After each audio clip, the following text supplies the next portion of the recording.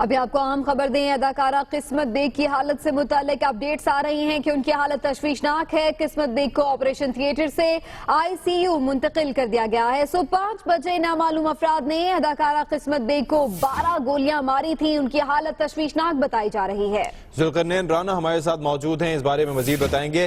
ذوالقرنین بتائیے گا ڈاکٹرز کیا کہتے ہیں؟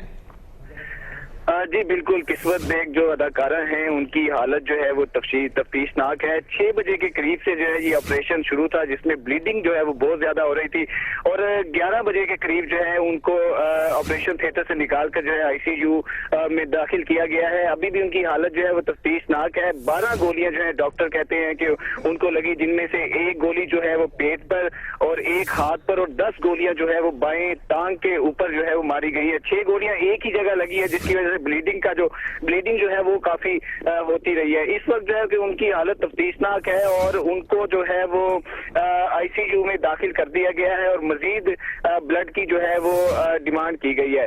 ان کو 3:30 بجے جو ہے ان کی مدر سے ہماری بات ہوئی ہے، فائزہ، ان کا یہ کہنا تھا کہ ان کی کسی کے ساتھ بھی دشمنی نہیں تھی۔